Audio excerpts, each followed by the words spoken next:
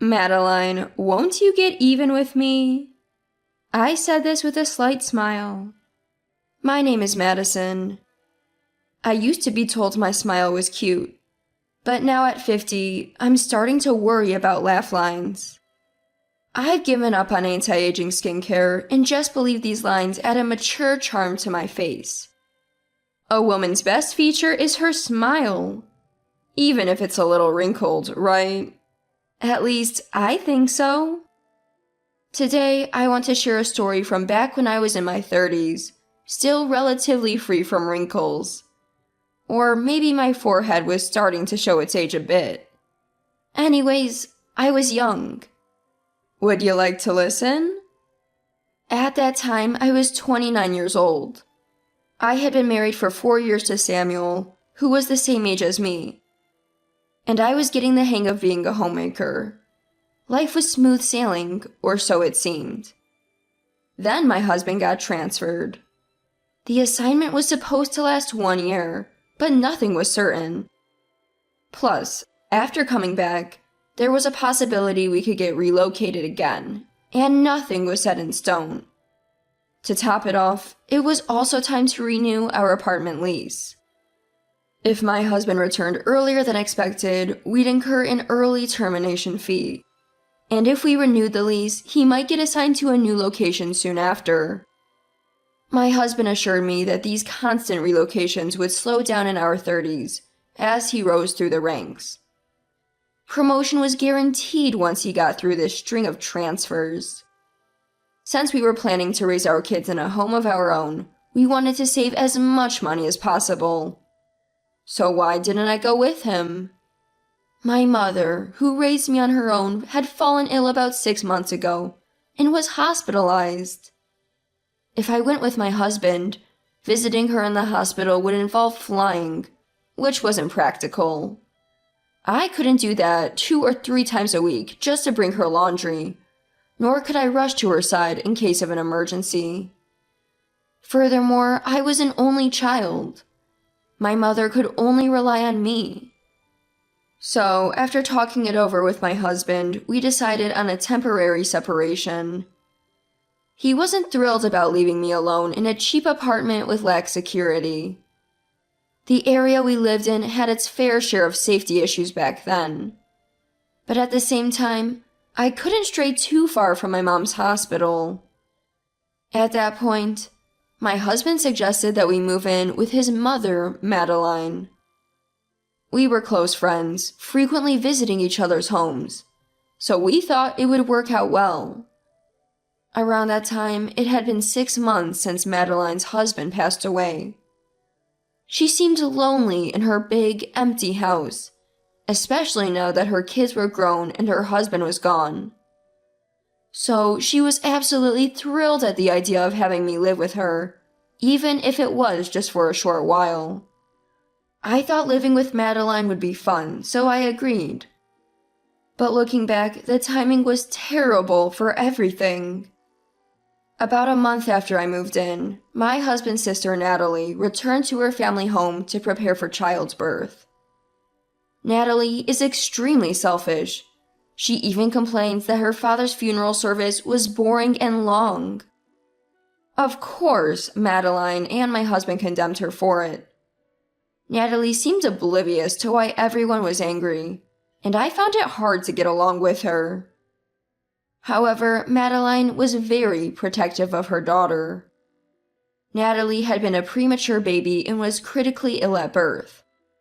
So Madeline never took her eyes off her and was perpetually worried, even after she grew up healthy. While Madeline didn't love Natalie more than her other children, she was clearly more attentive to her needs. Even at the funeral, my husband was the one who scolded Natalie the most. I had a good relationship with Madeline, but the balance felt threatened when Natalie moved in. I was secretly worried. "Hey Madison, get me some coffee," Natalie would say. Sure. Ever since she returned home, Natalie treated me like her personal assistant. As the wife of their son who was staying under their roof, I felt I couldn't object and just obeyed. At first, Madeline tried to help me, but Natalie kept saying, Madison is inexperienced as a wife. She needs to learn housework on her own. So Madeline gradually stepped back. 2 weeks after sister-in-law moved back home, the situation was as follows. Madeline was giving me all the chores, sister-in-law was lounging around as usual, and I was the only one constantly working. Even Madeline, who initially felt bad about giving me extra work, was now like, just do the usual, will ya? It's scary how quickly you can get used to things. Before I knew it, I found myself acting like a maid in my in-laws' house. Then one day, Madeline got gastroenteritis. Luckily, my sister-in-law and I weren't infected. With my sister-in-law being pregnant and Madeline being contagious, it made sense to keep them apart. But sister-in-law took it to an extreme. Don't come to me right after visiting Mom. Take a shower first. She demanded I wash off any potential viruses or germs. Ugh, I don't even want to walk past Mom's room. Why don't you sleep with her? Your room is far from hers. I'll use it. She even went so far as to kick me out of my room. For the record, Madeline got angry, asking who would support my sister-in-law if I got infected. So I ended up sleeping in the living room that night. I would have preferred using my sister-in-law's room, but she lashed out, saying, You want to sleep in a pregnant woman's room when you might be carrying viruses or germs? Are you kidding me? So I just decided it was easier to sleep in the living room. Honestly, her words made me want to cringe. And this is her own mother we're talking about. I was pretty ticked off, but I refrained from confronting her directly. I vented my frustrations to my husband, and even thought about ending this whole living with in-laws situation. But I stayed silent. I didn't want to burden my husband, who's already working hard for our future. He's on the cusp of a promotion because of this transfer. Since he's giving his best, I thought I should too. Then, a few days later, Madeline's stomach flu was finally gone, and this happened on the day after she had self-isolated for another 3 days. I was bringing laundry down from the second floor when I saw Madeline and sister-in-law in the study. I was shocked. Madeline was comforting a crying sister-in-law. What happened now? Is this just another case of pregnancy hormones? Then Madeline, filled with anger, glared at me. You're such a disappointment. I was stunned, clueless about what was going on. Madison, you berated my daughter behind my back while I was sick in bed? Wait, I never said anything like that. My daughter said you yelled at her to look after me.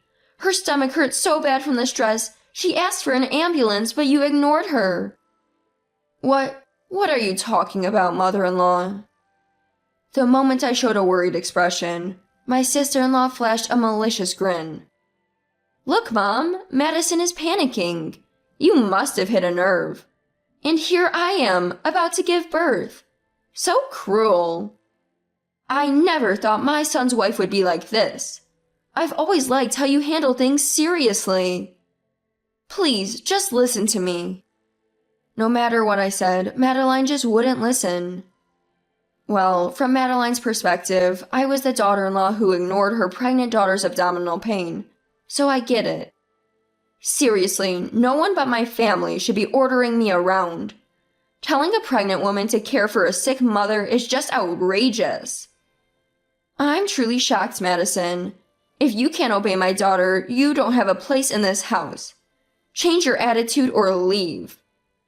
How can I get them to understand? Or maybe, just maybe, it's time to leave this house without telling my husband. Just as I thought this, suddenly my sister-in-law started feeling labor pains. It was time to go to the hospital. She probably got excited about setting me up.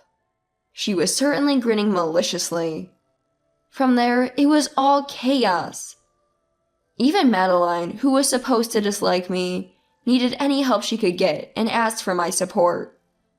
Part of me wanted to ignore her, but the unborn child is innocent.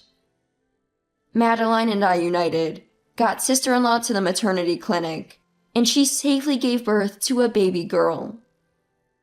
After the birth, sister-in-law naturally wanted to care for her own baby, and Madeline couldn't wait to help, so I was left to manage just the household chores by myself.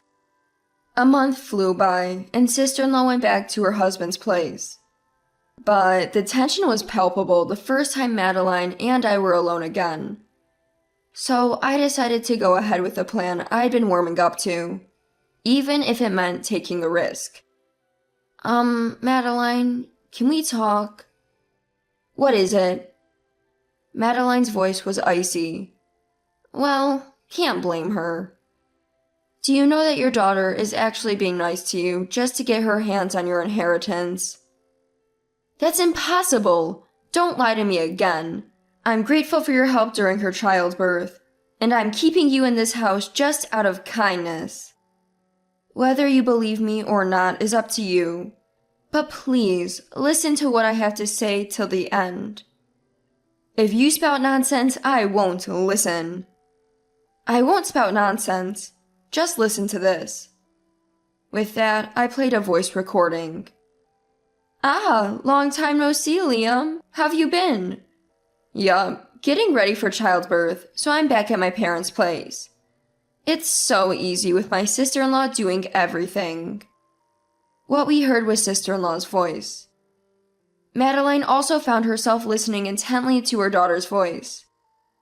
My husband? He has no idea. He thinks it's his child, but it's actually Liam's. How about you? Any chance you'll be leaving your wife? I plan on telling my husband that he hit me or something, and then running back to my parents' place to file for divorce.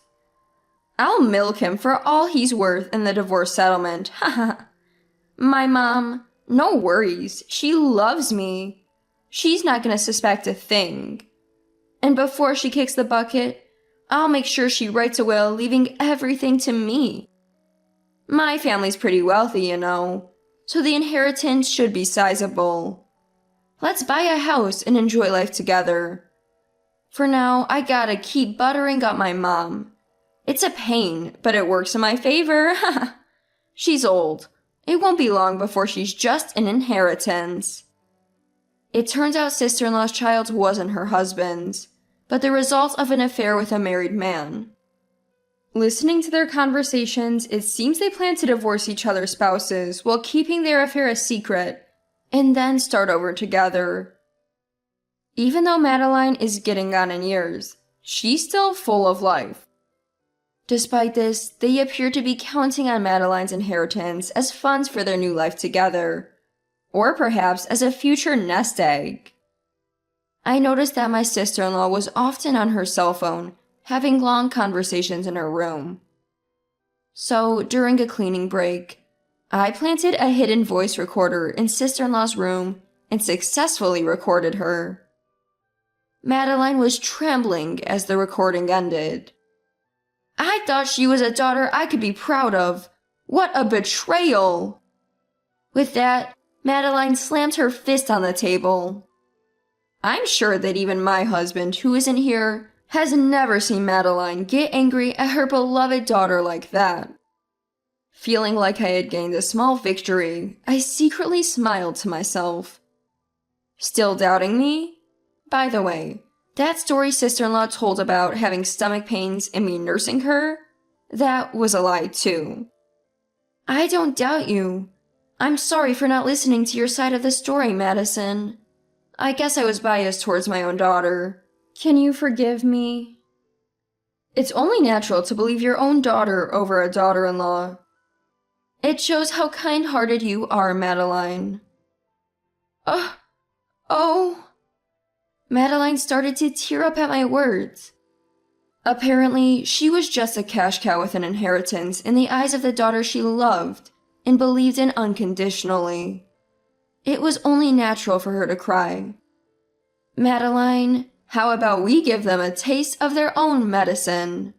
I said, flashing a warm smile. 3 months went by. I got a call on my cell phone from my sister-in-law. Hello?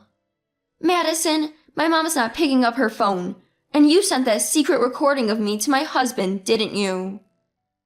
No, that was Madeline's doing. What? Just as sister-in-law lost her words, I switched my phone to speaker mode so Madeline could join the conversation. That's right. I'm the one who sent your cheating evidence to your husband. Well, I did make the recording, so there's that. Hearing our words, sister-in-law could only stammer. What? What's going on? Mom, why would you? Could it be? Yes, not only about the affair. We also know all about how you've been calling Madeline the inheritance lady. Hold on, Mom. That's just Madison lying. I never said or did anything like that, believe me. That raspy voice in the recording is unmistakably yours. At Madeline's words, I couldn't help but burst into laughter. You see, sister-in-law had a very distinctive, gravelly voice, like someone who had perhaps been scorched by alcohol. There's no mistaking that voice. Anyone would recognize it as sister-in-law's instantly. The moment we got that audio evidence, our victory was all but guaranteed. So, how did your husband react to the recording? The fact that you're headed back to your parents means... Did he serve you divorce papers? I asked, holding back a chuckle. Exactly, okay. I got kicked out of the house by my husband. I was planning to go back to my parents' house with my child. And what do I see? A for sale sign on the property. Well, that's because we sold the house. That's not what I'm asking. Why did you sell it? An increasingly frustrated sister-in-law faced my vague responses. We thought you'd come crawling back if that house was involved. We knew that your husband would push for divorce after hearing that recording. We assumed you'd have no choice but to turn to us. It was all Madison's idea, and we acted on it first. So you did all this to avoid me? Exactly. Sister-in-law was silent for a moment, digesting what Madeline had said. Then she spoke up. So you won't tell me where you are living now? What am I supposed to do? A single mother with a child. Don't you feel sorry for me? Madeline firmly responded, Not at all. You say Mom, but you're really just after the inheritance, aren't you? Hey, kids can grow up with just a mom. Mine did. Unbelievable! I'm the eldest daughter, you know. How can you treat me like this? We don't have an eldest daughter in this family. What? Sister-in-law emitted a foolish-sounding noise, as if hearing this for the first time. Right now, I'm living with Madison, and I have no intention of telling you where. This is the end for us. All the inheritance will go to my only son and Madison. You're no longer a daughter or anything else to me. Wait, Mom! Shut up! Stop calling me Mom to butter me up. You should just call it what it has always been, the inheritance. But please, wait. I won't even get child support. Help me, Mom! Quit your shrieking. With that, Madeline hung up the phone just as sister-in-law was about to emotionally manipulate her. She ignored all subsequent calls from sister-in-law. The aftermath: sister-in-law ended up being a single mother, overwhelmed by payments for damages claimed by both her former husband and her affair partner's wife. It seems the man sister-in-law had an affair with never intended to marry her in the first place. He was just playing with fire, but somehow ended up getting her pregnant. By the time she reached her second trimester, she told him she was keeping the baby. According to her ex-husband, it was likely a planned pregnancy and childbirth on sister-in-law's part, aimed at remarrying her affair partner. Her ex-husband, who had been in contact since sending the recording, apparently managed to avoid paying child support and remarried. Although they hadn't been close, he was a genuinely good, mild-mannered man. I sincerely hope he finds happiness this time around. Today, I'm living happily as a family of 6. My husband, who successfully relocated and got a promotion, Madeline, our 2 daughters, and my biological mother. I told my husband I wanted to continue living with Madeline. After all, the reason for the coldness between Madeline and me was my sister-in-law's doing. And now that it's cleared up, I have no reason to dislike her. Madeline was delighted to hear this, but still felt regretful for the misunderstanding she had caused. As a result, she offered to contribute to the cost of our dream home. My husband, after learning the full story, was a bit angry and said, "So that's what was going on with Madison while I was away." However, since I wasn't angry and it was all a misunderstanding, plus Madeline's offer to contribute to our home, we considered the matter closed. By the way, my husband also felt regret for not being there, even though he didn't know about it. Well, I never really told him. So he suggested, if I can live with my parents, then Madison should live with hers as well. My mother had also recovered her health and was leading a normal life, so we were very grateful. I think to myself, what a great husband I have. Our home has become quite lively, but we are enjoying every day. We were worried if Madeline and my mom would get along, but they became incredibly close since they're close in age. Now they even go to jazz bars together. Our daughters also seem to feel that living with both grandmothers is beneficial, as they're learning traditional home-cooked recipes. Despite the ups and downs, every day is a happy one.